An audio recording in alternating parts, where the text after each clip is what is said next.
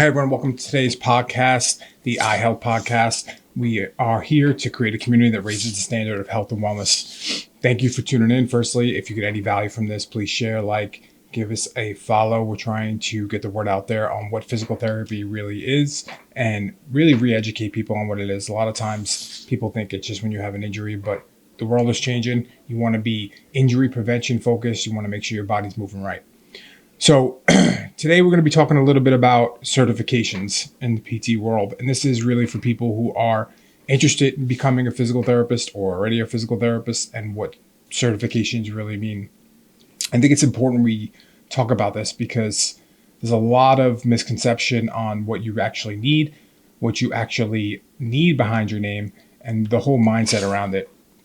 So firstly, I want to talk about the premise of having certifications for the consumer, right?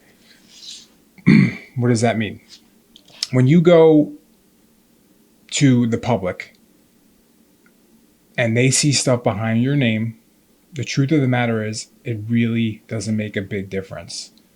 If you have a orthopedic certified specialist, a sports certified specialist, consumers traditionally do not know what that means, right? So right there, you have to get it in your head. Like, these certifications might not necessarily get you more clients or give you more clout with clients because people aren't educated on certifications, right? I know when I was in PT school, I remember my last year we were doing pediatrics and I spent all my money on buying books for orthopedics because that's what I knew I wanted to do, right? And I was like, oh, I'm going to get the certification in strength and conditioning. I'm going to get a certification in functional movement screen. I'm going to get a certification in whatever it is, craniosacral, something like that. And that was because I wanted to have that knowledge. And I think it's important to make sure you go down the certification route because you want to have knowledge, not because you want to have letters behind your name. If someone calls, like we have people call here every day, and they're not asking what the certifications mean. This is the reality of it, right? They're not saying, hey, what does XYZ mean? They're saying, I have shoulder pain and I want to get back to playing tennis. Our goal is to help the people where they are. It's not to say we have these certifications to be able to get someone to that level. Don't be a certification chaser. I'll preface it with that. When you're in PT school, or even if you're a trainer or whatever, getting certified in something to just have extra letters at the end of your name is not going to take you to the next level. It's really not. From the standpoint from the consumer, you're better off spending time learning how to talk to people, learning how to build relationships, learning how to sell what you do, because that's really what is going to help people. If you have an orthopedic certified specialist, which I am, an OCS, they call it, and a little side tangent, all that means is that I spent extra time studying just particularly orthopedic stuff to get a certification in that. It's an advanced level certification. But if a client comes in and they have shoulder pain and I'm talking to them about my OCS, is that really going to help them? No, because you're teaching them about something that doesn't equate to their life. What equates to the consumer's life is what do they value. Traditionally, they value feeling better. If it's an older person and they have grandkids, they want to be able to pick their grandkids up. They want to make sure they age gracefully. You have to know who your audience is and talk to them at that level of where they are.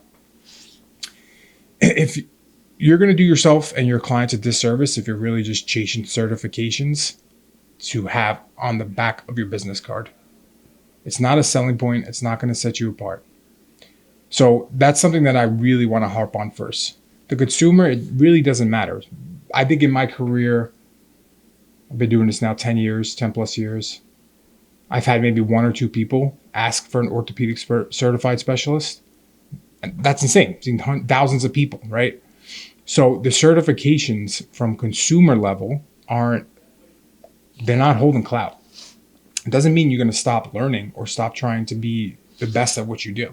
You can't do that. But just know these certifications aren't going to allow you the ability to charge more, collect more from insurances, or even get paid more. That's the reality of it. What happens on the back end for the consumers, can you help them faster and better than the next person? That is everything. So that's the education level there. Don't let someone say, hey, you need X, Y, and Z to be a better physical therapist, because that's just a lie. The way you want to approach this for the consumer standpoint is understanding human behavior, understanding psychology. Because a lot of what we do, especially if you're in a clinic where you're more one-on-one or really spending time with your clients, it's all relationship building. You need to understand how to build a relationship. The certification's icing on the on the cake. But if you don't understand the basics of a relationship, you're never going to take it to the next level. So consumer-wise, you have that. Keep that in your mind. Now, professional-wise, certifications is very different. And you start with this level. If you're a PT and you love what you do, you get certifications because you want to be the best at what you do. You want to hone your craft and be the best, right? Let's take example, the strength and conditioning coach path, the CSCS, which is a pretty big certification.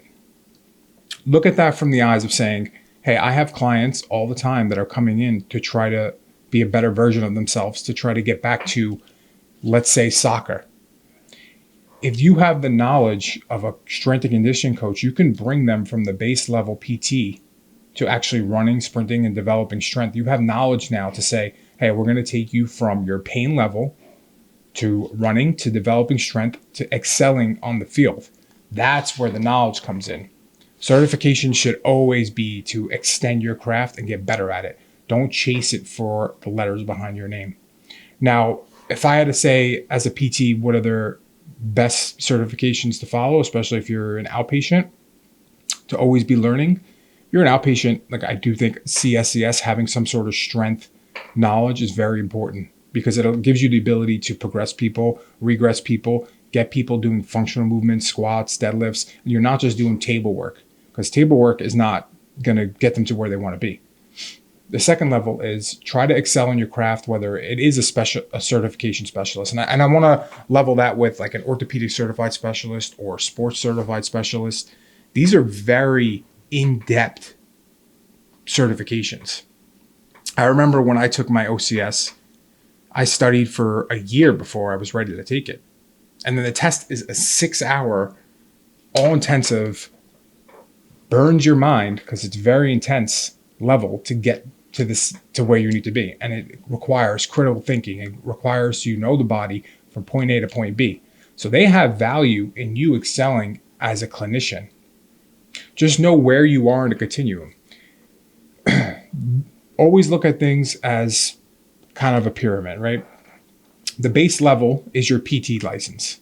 If you go to PT school, wherever you go, ATC school, massage school, that's your base level knowledge, right? The second point is then psychology. How do you talk to people? How do you build relationships with people?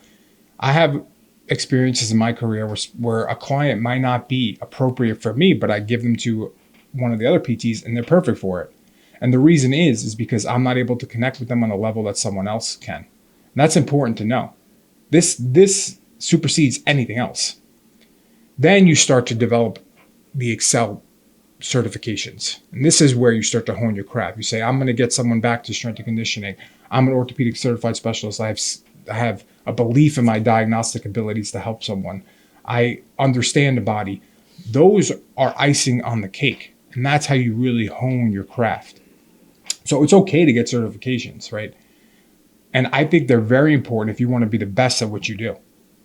So start with the basics, start with the ground level of understanding your basic knowledge, understanding psychology, how to relate to people, and then start to build on it. Because you're giving people, in essence, what they want, but then you're able to persuade it and give them what they need because you now have the back end experience and certification to say, we can do this, this, and this.